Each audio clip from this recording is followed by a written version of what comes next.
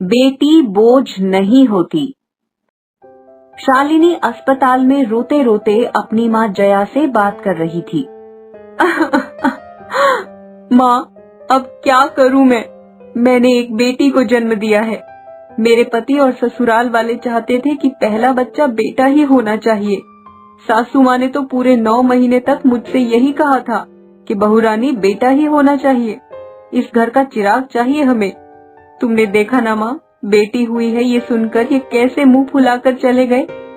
आज 2 दिन हो गए, सासू माँ तो बच्चे को देखने तक नहीं आई। कोई बात नहीं बेटा, अभी वो थोड़े नाराज हैं, लेकिन देखना जब तुम घर जाओगी और सब इस नन्ही परी का चेहरा देखेंगे तो उनका दिल पिघल जाएगा और इसे गोद में उठा लेंगे। आखिर ये उनका ही तो खून है। अगले दिन शालिनी को डिस्चार्ज मिल जाता है। शालिनी का पति सुनील उसे अस्पताल से लेने भी नहीं आता। जया ही शालिनी और नवजात बच्ची को लेकर शालिनी के घर पहुंचाती है। शालिनी को बेटी के साथ देखकर उसकी सास जयंती बहुत गुस्सा हो जाती है। शालिनी का कोई स्वागत नहीं करता, उल्टा जयंती बोलने लगती है, आ गई करमजली, एक बेटी को जना है और आई है मुंह उठाकर उसे लेकर यहाँ। माँ जी, तो मैं इस बच्ची को लेकर कहाँ जाऊंगी? कहाँ जाऊंगी का क्या मतलब है? अरे बेटा हो, इसके लिए तुझसे कितने व्रत पूजा पाठ करवाए, लेकिन आखिर तूने एक बच्ची को ही जन्म दे दिया। माँ जी, लेकिन बेटी हुई है, इसमें मेरी क्या गलती है? हाँ, तेरी नहीं तो क्या मेरे लल्ला की गलती है? देखा सुनील बेटा, मैंने तो पहले ही तुमसे कहा था कि इस लड़की से शादी मत करो। इस लड़की की माँ को पहले ही 3 बेटियां हैं, इसे भी पहले बेटी ही होगी, लेकिन तुम्हारा तो दिल आ गया था ना इस शालिनी पर। अब लो भुगतो, बेटी लेकर आई है तुम्हारी बीवी। शालिनी, तुम्हें तो पता है हम सबको एक बेटा चाहिए था। इस बेटी को देखकर हमें बिल्कुल भी खुशी नहीं हुई है। दामाद जी, अब बेटी तो बेटी सही, लेकिन ये है तो आपकी ही। सुनील और जयंती बहुत नाराज थे और शालिनी घर के दरवाजे पर ही खड़ी थी कि तभी उनके पड़ोस में ही रहने वाला विश्वास मिठाई लेकर आता है। अरे सुनील, ये लो मिठाई। आंटी जी, आप भी लीजिए। किस बात की मिठाई? अरे पहले खाओ तो। अरे ये मिठाई देकर क्यों हमारे जले पर नमक छिड़क रहे हो? वैसे बताओ तो सही कि किस बात की मिठाई है? मेरी ना बेटी हुई है आज, इस बात की मिठाई है। हम सब बहुत खुश हैं। लक्ष्मी आई है मेरे घर पे। बेटी हुई है तो इसमें इतना खुश होने की क्या बात है? देखो मेरी बेटी भी हुई है, लेकिन हमें तो कोई खुशी नहीं हुई है। क्यों भाई, बेटी हुई है तो इसमें नाराज होने वाली क्या बात है? अरे पहली बेटी तो धन की पेटी होती है। धन की पेटी? धन की पेटी होगी लेकिन पराई। अरे बेटी तो बोझ होती है, बोझ। इसीलिए मैं चाहती थी कि बेटा हो। अरे मेरा पहला बच्चा था, हम सब ने कितने पूजा पाठ किए थे बेटे के लिए, लेकिन हुई बेटी। कितनी उम्मीदें थी कि बेटा होगा। मैं तो परेशान हो गया हूँ। सुनील, आंटी जी का तो ठीक है, लेकिन तुम भी ये किस तरह की बात कर रहे हो? अरे बेटी हुई है, इसमें परेशान होने वाली क्या बात है यार?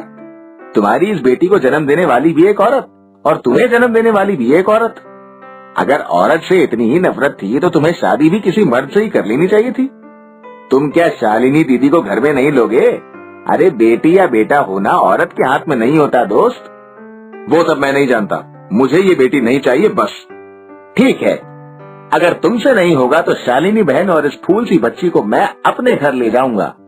मैं अगर एक बेटी को पाल सकता हूँ तो एक और बेटी का पालन पोषण भी कर सकता हूँ, लेकिन याद रखना, इस बेटी को ठुकरा कर तुम लक्ष्मी जी का भी अपमान कर रहे हो। चलिए शालिनी दीदी। शालिनी विश्वास के घर चली जाती है। घर जाने के बाद शालिनी बहुत दुखी होती है। विश्वास शालिनी और उसके बच्चे का अच्छे से ख्याल रखने लगता है। शालिनी को लगता है जैसे वो अपने सगे भाई के घर ही आई है। कुछ दिनों के बाद जयंती बीमार हो जाती है। उससे घर का काम भी नहीं हो रहा था। उसने सुनील से कहा, अरे बेटा सुनील, सुनो मेरी तबीयत ठीक नहीं है, तो आज के दिन जरा खिचड़ी तो बना दो, भूख लगी है। माँ, ये औरतों वाले काम मुझे मत बताओ, मैं बाहर से मंगा लेता हूँ। नहीं बेटा, बाहर का खाऊंगी तो और बीमार हो जाऊंगी। माँ तुम तुम्हारा देख लो, मेरे लिए बाहर से लाता हूँ मैं। जयंती को बहुत दुख होता है, जयंती सोचने लगती है कि जिस बेटे को आज तक इतने प्यार से पाला है वो तो बीमार होने पर मेरी खबर भी नहीं पूछ रहा है। जैसे तैसे जयंती खाना बनाकर खा लेती है। बीमार होते हुए भी घर के सब काम करते हुए उसे एहसास होने लगता है कि आज अगर उसकी बेटी होती तो जरूर उसे समझती और उसकी मदद करती। सुनील का बर्ताव देखकर वो समझ जाती है कि बेटी जितना प्यार माँ बाप को कोई और नहीं कर सकता। शालिनी और उसकी बच्ची को घर से बाहर निकालने का भी उसे बहुत दुख होने लगता है।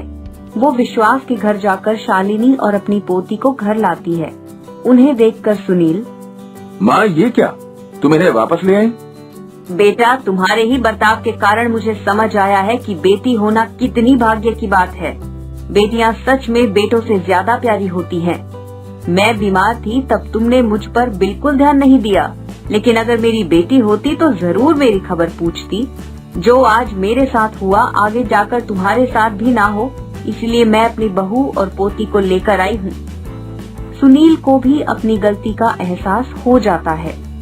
मुझे माफ कर दो शालिनी, माँ की वजह से मेरी सोच भी गलत हो गई थी। हाँ बहू, मुझे भी माफ कर दो।